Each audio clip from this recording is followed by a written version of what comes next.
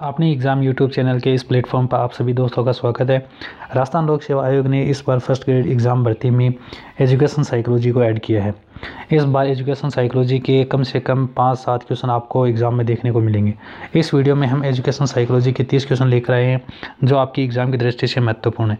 अभी थोड़ी देर बाद में हम RPSC फर्स्ट ग्रेड का मॉडल पेपर 3 लेकर आएंगे। इससे पहले हमने 2 मॉडल पेपर इस यूट्यूब चैनल पर करवा दिए हैं। अगर आपने वो नहीं किए हैं तो डिस्क्रिप्शन में आपको उसका लिंक मिलेगा, आप वहां जाकर उन जो मॉडल पेपर हैं उनको सॉल्व करें। और मॉडल पेपर नंबर 3 है वो जल्द ही आज हम इस यूट्यूब चैनल पर अपलोड करेंगे, तो आप उसे भी ज़रूर सॉल्व करें। वीडियो को लाइक करें, शेयर करें और चैनल को सब्सक्राइब ज़रूर करें। अधिगम का कौन सा सिद्धांत बालक में धैर्य व परिश्रम जैसे गुणों का विकास पर बल देता है? कौन सा सिद्धांत है जो बालक के धैर्य एवं परिश्रम जैसे गुणों के विकास पर बल देता है? प्रयास एवं त्रुटि का सिद्धांत, अनुकूलित अनुक्रिया सिद्धांत, क्रिया प्रसुप्त अनुबंध का सिद्धांत, संज्ञानात्मक सिद्धांत। कौन सा सिद्धांत है दोस्तों? ये होगा दोस्तों प्रयास एवं त्रुटि का सिद्धांत। कौन सा होगा? प्रयास एवं त्रुटि का सिद्धांत। प्रयास एवं त्रुटि का सिद्धांत है वो सिद्धांत दिया था अमेरिका के थॉर्नडाइक ने। इनकी किताब है एनिमल इंटेलिजेंस, जो उन्होंने 1898 में लिखी थी। ठीक है, 1898 में एनिमल इंटेलिजेंस नामक की किताब थॉर्नडाइक ने लिखी थी, जिसमें उन्होंने प्रयास एवं त्रुटि का सिद्धांत दिया था। ठीक है, फिर अगला सवाल है, निशांत कक्षा में बैठे बैठे सोचता रहता है कि जब वो परीक्षा में पास होगा तो ऑफिसर बन जाएगा। ऑफिसर बनने के बाद उसके पास कार होगी, बंगला होगा आदि। निशांत का यह चिंतन का कौन सा प्रकार कहलाएगा? ठीक है, निशांत कक्षा में बैठे बैठे सोच रहा है कि वो एग्ज़ाम देगा, पास होगा, ऑफिसर बन जाएगा, उसके पास कार, बंगला, गाड़ी होगी। तो निशांत का यह चिंतन कौन से प्रकार का है? अपसारी चिंतन, अभिसारी चिंतन, यथार्थवादी चिंतन या फिर सवाली चिंतन। इनमें से कौन सा चिंतन का इस्तेमाल निशांत कक्षा में बैठे कर रहा है? इस सवाल का सही उत्तर आएगा सवाली चिंतन। कौन सा आएगा दोस्तों? सवाली चिंतन। जिम्बार्डो एवं रुक ने जो चिंतन है उसके 2 स्तर बताएं। एक तो सवाली चिंतन, दूसरा है यथार्थवादी चिंतन। ठीक है, 2 प्रकार बताएं। किसने बताए? जिम्बार्डो है रुक ने। सवाली चिंतन वह चिंतन होता है जिसमें व्यक्ति अपनी कल्पनाओं के आधार पर अपनी बात सोचता है। ठीक है, कल्पना करता है। यथार्थवादी चिंतन वह होता है जो वास्तविकता से संबंधित होता है। ठीक है, यथार्थवादी चिंतन फिर 3 भागों में बढ़ता है, अपसारी चिंतन, अभिसारी चिंतन और आलोचनात्मक चिंतन। कौन सा? आलोचनात्मक चिंतन। ठीक है, आलोचनात्मक चिंतन। तो यहाँ जो उत्तर आएगा वो आएगा सवाली चिंतन। फिर सवाल नंबर 3 है, प्रभावशाली अधिगम के आयाम है। प्रभावशाली अधिगम के आयाम क्या है? संकेत अधिगम, उद्दीपक अनुक्रिया अधिगम, श्रृंखला अधिगम, उपयुक्त सभी। प्रभावशाली अधिगम के आयाम, इस सवाल का सही उत्तर आएगा दोस्तों उपरोक्त सभी। ऊपर के जो तीनों अधिगम सिद्धांत हैं ये प्रभावशाली अधिगम के अंतर्गत आते हैं। प्रतिभाशाली बालक की पहचान की विधि है। प्रतिभाशाली बालक की पहचान हम किस तरह से कर सकते हैं? अभिरुचि परीक्षण, बुद्धि परीक्षण, उपलब्धि परीक्षण, उपयुक्त सभी। प्रतिभाशाली बालक की पहचान है वो हम अभिरुचि परीक्षण से भी कर सकते हैं, बुद्धि परीक्षण से, उपलब्धि परीक्षण से, तीनों से कर सकते हैं। यानी इसका जो सही उत्तर आएगा वो आएगा उपयुक्त सभी। फिर अगला सवाल, सवाल नंबर 5 है, बेबी डॉल प्रयोग किसने प्रस्तावित किया था? बेबी डॉल प्रयोग है ये काफ़ी फेमस रहा था। ये किसने दिया? Erikson, Bandura, Pavlov, Skinner. Baby doll प्रयोग है वो किसने किया था दोस्तों? ये किया था दोस्तों बांडुरा ने। अल्बर्ट बांडुरा ने बेबी डॉल परीक्षण है वो किया था। ठीक है, इसमें उन्होंने जो बालक हैं, बच्चे हैं, उनको 3 तरह की मूवी दिखाई थी। ठीक है, बेबी डॉल परीक्षण है वो अल्बर्ट बांडुरा ने किया था। स्प्रेंगर के अनुसार व्यक्तित्व के प्रकार हैं। स्प्रेंगर के अनुसार व्यक्तित्व के कौन से प्रकार हैं? वैचारिक और आर्थिक, सौंदर्यात्मक और धार्मिक, राजनीतिक और सामाजिक, उपयुक्त सभी। स्प्रेंगर के अनुसार है वो जो व्यक्तित्व के प्रकार है वो कितने हैं दोस्तों? 6 हैं। स्प्रेंगर ने व्यक्तित्व के 6 प्रकार बताए हैं, जिसमें से वैचारिक, आर्थिक, सौंदर्यात्मक, धार्मिक, राजनीतिक, सामाजिक, यानी ये सारे हैं। ये सारे जो व्यक्तित्व के प्रकार हैं स्प्रेंगर ने बताए थे। ऑप्शन 4 उपयुक्त सभी सवाल का सही उत्तर होगा। फिर सवाल नंबर 7 है, मनोविज्ञान को व्यवहार का विज्ञान मानने वाला वैज्ञानिक है। मनोवैज्ञानिक है। मनोविज्ञान व्यवहार का विज्ञान है, ये एक डेफिनेशन है, किसने दी थी? पोम्पोनाजी, वाटसन, विलियम वुंट, डेकार्ट। मनोविज्ञान व्यवहार का विज्ञान है, ये बात कही थी वाटसन ने। किसने कही थी दोस्तों? वाटसन ने ये बात कही थी। तो ऑप्शन 2 इस सवाल का सही उत्तर होगा। निम्नलिखित में से असम्मिलित कौन सा है? ये जो नीचे सिद्धांत दिए गए हैं और मनोवैज्ञानिकों के नाम है, तो कौन सा सिद्धांत है मनोवैज्ञानिक का जो असम्मिलित है? बहुबुद्धि सिद्धांत गार्डनर, एक कारक सिद्धांत बिने, त्रिआयामी बुद्धि सिद्धांत गिलफोर्ड, त्रिविमीय सिद्धांत थ्रस्टन। इनमें से कौन सा सम्मिलित है? इसमें जो असम्मिलित है वो दोस्तों त्रिविमीय सिद्धांत थ्रस्टन। कौन सा? त्रिविमीय सिद्धांत थ्रस्टन, क्योंकि त्रिविमीय सिद्धांत है वो दिया था गिलफोर्ड ने। किसने दिया था? गिलफोर्ड ने। और एक कारक सिद्धांत है वो बिने ने, द्विकारक सिद्धांत भी बिने ने ही दिया था। बहुबुद्धि सिद्धांत वो गार्डनर ने दिया था। फिर है सवाल नंबर 10, स्टैनले हॉल ने किस पुस्तक में किशोरावस्था का विस्तृत खाका खींचा है? स्टैनले हॉल जो कि किशोरावस्था के अध्ययन से संबंधित हैं, उन्होंने अपनी किस पुस्तक में किशोरावस्था का विस्तृत अध्ययन या विस्तृत खाका खींचा है? Development psychology, adolescence, nature of adolescence, development in adolescence. तो इस सवाल का जो सही उत्तर आएगा वो आएगा दोस्तों एडोलेसेंस। ऑप्शन 2 है वो सही आएगा। स्टैनले हॉल की किताब मशहूर किताब है जिसका नाम है एडोलेसेंस। फिर है निम्नलिखित में से कौन सा कारक शिक्षण की प्रभावशीलता से संबंधित नहीं है? प्रभावशीलता से संबंधित कौन सा नहीं है? शिक्षक का मानसिक स्वास्थ्य, शिक्षण विधियाँ, शिक्षक का विषय वस्तु ज्ञान, शिक्षक का शारीरिक रूप। कौन सा कारक है जो शिक्षण की प्रभावशीलता से संबंधित नहीं है? इसका सही उत्तर आएगा शिक्षक का शारीरिक रूप। यह आएगा अगर शिक्षक काला, गोरा, ओछा, लंबा कैसा भी हो, इसका शिक्षण पर कोई भी प्रभाव नहीं पड़ेगा। ठीक है, अच्छा पढ़ाने वाला शिक्षक होना चाहिए बस। फिर अगला सवाल है, किशोरों में सामाजिक कौशल का विकास करने हेतु किस तरीके को आप सर्वाधिक उपयुक्त मानेंगे? अगर हमें किशोरों में सामाजिक कौशल का विकास करना है तो कौन सा तरीका सबसे उपयुक्त है? सामाजिक गुणों पर व्याख्यान, सामाजिक गतिविधियों का आयोजन, सामाजिक कौशलों पर निबंध लेखन, सामाजिकरण पर फिल्म दिखाना।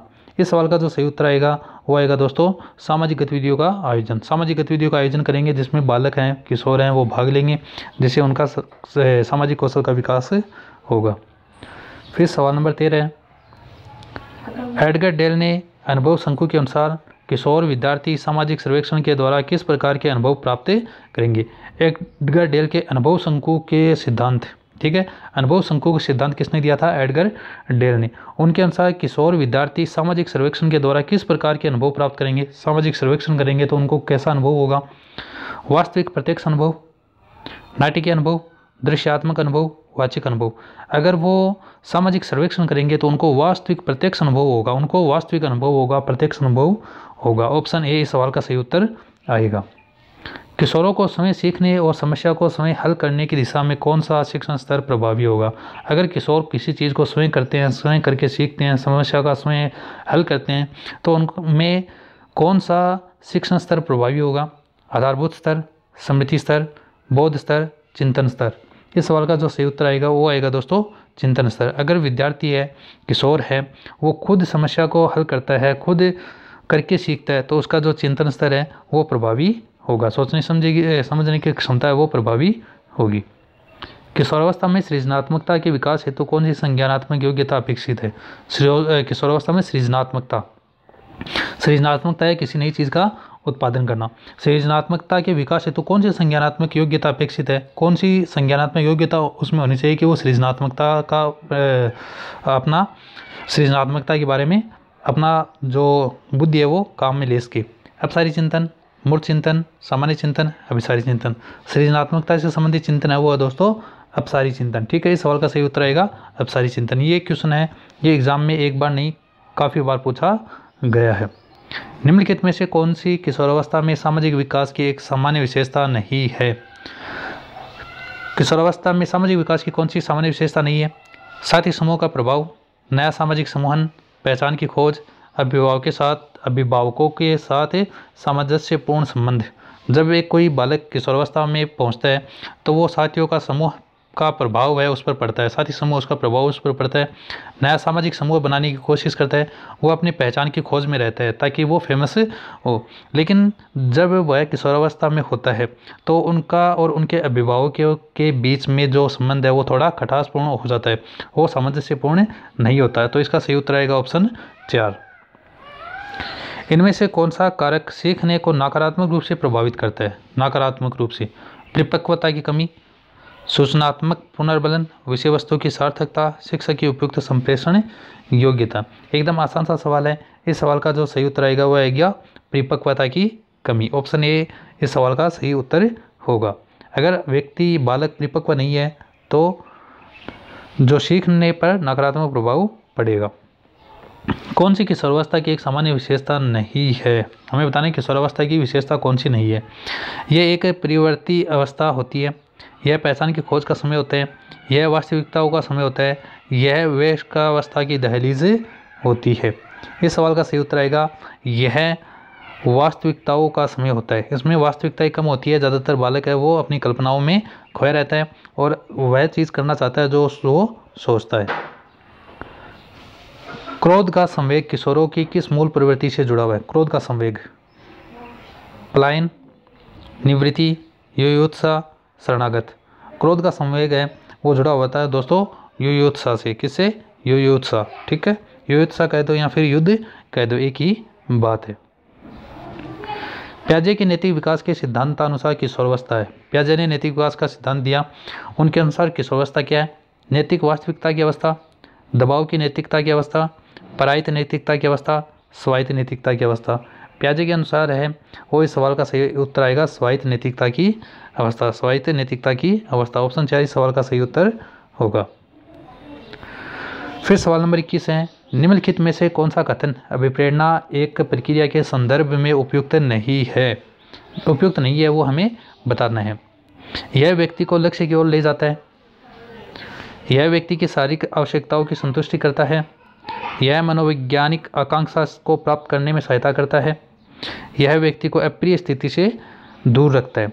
अभिप्रेरणा एक प्रक्रिया के संदर्भ में जो उपयुक्त नहीं है वो है यह व्यक्ति को अप्रिय स्थिति से दूर रखता है। ये इसका सही आंसर आएगा। फिर अगला सवाल है, निम्नलिखित में से कौन सी प्रक्षेपित शिक्षण सामग्री नहीं है? प्रक्षेपित का अर्थ होता है जिसे स्क्रीन पर प्रदर्शित किया जा सकता है। इनमें से हमें बताना प्रक्षेपित नहीं है। डायरोमा, इंडिया एपी डाइस्कोप, OSP, जादुई लालटेन। तो इसका जो सही उत्तर आएगा वो आएगा डायरोमा। ठीक है, ऑप्शन ए इस सवाल का सही उत्तर होगा डायरोमा। फिर अगला सवाल है, सामाजिक विकास सिद्धांत में किसने भूमिका भ्रांति शब्द का प्रयोग किशोरावस्था के संदर्भ में किया? भूमिका भ्रांति शब्द का प्रयोग है किशोरावस्था के संबंध में किसने किया दोस्तों? Erikson, Freud, Bandura, Hall. तो इस सवाल का सही उत्तर आएगा दोस्तों एरिक्सन। एरिक्सन ने किशोरावस्था के लिए एक शब्द इस्तेमाल किया भूमिका संभ्रांति। ठीक है। फिर है, ब्रूनर ने संज्ञानात्मक विकास के सिद्धांत के अनुसार कौन सी विचार करने की विधि किशोरावस्था से संबंधित है? ब्रूनर के अनुसार किशोरावस्था से संबंधित कौन सी विधि है? सक्रियता विधि, दृश्य प्रतिमा विधि, दृश्य विधि, सांकेतिक विधि। इस सवाल का सही उत्तर आएगा वो आएगा दोस्तों सांकेतिक विधि। कौन सा? सांकेतिक विधि। ऑप्शन 4 इस सवाल का सही उत्तर आएगा।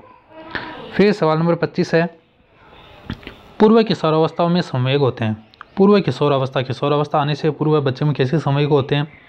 अयुक्ति संगत एवं नियंत्रित, नियंत्रित एवं तीव्र, युक्ति संगत एवं तीव्र, अनियंत्रित एवं अयुक्ति संगत। इस सवाल का जो सही उत्तर आएगा वो आएगा दोस्तों अनियंत्रित एवं अयुक्ति संगत। जो किशोरावस्था से पूर्व बालक होते हैं उनमें जो संवेग है वो नहीं तो नियंत्रित होते हैं नहीं युक्ति संगत होते हैं। फिर सवाल नंबर 26 है, किशोरों के शारीरिक विकास के बारे में कौन सा कथन असत्य है? हमें बताना है कि किशोरों के शारीरिक विकास के संबंध में असत्य कथन कौन सा है? किशोरावस्था के प्रथम 3 वर्षों को तीव्र वृद्धि और विकास के रूप में चिन्हित किया जाता है। प्रारंभिक किशोरावस्था में लड़कियां लड़कों की तुलना में तेजी से बढ़ती है। किशोरावस्था प्रजनन परिपक्वता तक पहुंचती है। फिर है, लड़कों में स्वर यंत्र बाहर से शायद ही दिखाई देता है किंतु लड़कियों में यह देखा जा सकता है। अगर हम पहली बात पर ध्यान दें, किशोरावस्था में प्रथम 3 वर्षों में तीव्र वृद्धि और विकास के रूप में चिन्हित किया जाता है। किशोरावस्था की जो शुरुआती 3 साल है उसमें बालक बालिका का विकास वो तीव्र गति से होता है। प्रारंभिक किशोरावस्था में लड़कियां लड़कों की तुलना में तेजी से बढ़ती है। जब किशोरावस्था में लड़का और लड़की पहुंचती है तो जो लड़कियां हैं उनका विकास लड़कों की तुलना में तीव्र गति से होता है प्रारंभिक दिनों में। किशोरावस्था प्रजनन परिपक्वता तक पहुंचती है, ये बात भी एकदम सही है। लेकिन जो चौथा ऑप्शन है लड़कों में स्वर यंत्र, जैसे हम गले में जैसे देखते हैं, हम बाहर से शायद ही दिखाई देता है किंतु लड़कियों में देखा जा सकता है, ये बात गलत है। ये ज़्यादातर है वो लड़कों में दिखाई देता है और लड़कियों में दिखाई नहीं देता। तो ऑप्शन 4 इस सवाल का सही उत्तर आएगा। फिर अगला सवाल जो हमारे सामने है वो है कोलबर्ग के नैतिक विकास के सिद्धांत के अनुसार, नैतिक विकास का सिद्धांत किसने दिया? कोलबर्ग ने दिया था। उत्तर रूढ़िगत नैतिकता के अंतर्गत आने वाली नैतिक अवस्थाओं का सही कोट चुने। ए में है सामाजिक अनुबंध उन्मुखता, बी में है दंड व आज्ञाकारिता उन्मुखता, सी में है साधनात्मक सापेक्षवादिता उन्मुखता और डी में है सार्वत्रिक नीतिपरक सिद्धांत उन्मुखता। इस सवाल का जो सही उत्तर आएगा वो आएगा दोस्तों डी और ए, यानी ऑप्शन 4 इस सवाल का सही उत्तर आएगा। जो ए है सामाजिक अनुबंध उन्मुखता और सार्वत्रिक नीतिपरक संबंध सिद्धांत उन्मुखता। सवाल नंबर 28 जो हमारे सामने है, दूसरे लोगों की संवेगात्मक मनोदशा को समझने और उसी अनुरूप उनसे व्यवहार करने की कला सामयिक बुद्धि का कौन सा तत्व है? दूसरे लोगों को हम देखते हैं फिर उन्हीं के अनुसार अपना व्यवहार करते हैं, तो ये सामयिक बुद्धि का कौन सा तत्व है? आत्मचेतना, आत्म नियमीकरण, आंतरिक अभिप्रेरणा, दूसरों को समझना। इस सवाल का सही उत्तर आएगा दोस्तों दूसरों को समझना। अगर हम दूसरों को समझते हैं तो फिर उनके अनुसार हम व्यवहार करते हैं। फिर सवाल नंबर 29 है जो इस क्लास का सेकंड लास्ट सवाल है। एक शिक्षण अधिगम व्यूहरचना जिसमें विद्यार्थियों को एक छोटे मिश्रित योग्यता समूह में आपस में सूचनाओं के आदान प्रदान द्वारा सीखने का अवसर प्राप्त होता है, वह कहलाती है। ठीक है। दल शिक्षण, सहकारी अधिगम, बहुसंवेदी अधिगम, अभिक्रमित अधिगम। इस सवाल का सही उत्तर आएगा दोस्तों सहकारी अधिगम। एक शिक्षण अधिगम व्यूह रचना जिसमें विद्यार्थियों को एक छोटे मिश्रित योग्यता समूह में हम बांटते हैं और फिर वो सीखते हैं, तो वो क्या होता है? सहकारी अधिगम। ऑप्शन 2 इस सवाल का सही उत्तर आएगा। अपनी इस क्लास का ये लास्ट क्वेश्चन है, निम्नलिखित में से कौन सा कक्षा संप्रेषण के लिए बाधा नहीं है? कक्षा संप्रेषण के लिए बाधा कौन सा नहीं है? शोर, अस्पष्टता, पूर्वाग्रह, प्रतिपुष्टि। इस सवाल का जो आंसर है वो एकदम आसान है और उम्मीद है कि आप इसका जवाब आसानी से दे सकते हैं। इसका जो उत्तर आएगा वो आएगा प्रतिपुष्टि। ठीक है। बाकी के शोर, अस्पष्टता, पूर्वाग्रह, इससे कक्षा में संप्रेषण में बाधा उत्पन्न होती है। उम्मीद है कि आपके इन 30 सवालों में खूब सारे क्वेश्चन सही हुए हैं और आपने जो वीडियो देखा ये आपको पसंद आया है। ऐसे ही और वीडियो हासिल करने के लिए इस चैनल को ज़रूर सब्सक्राइब करें और इस वीडियो को अपने दोस्तों के साथ ज़्यादा से ज़्यादा शेयर करिए।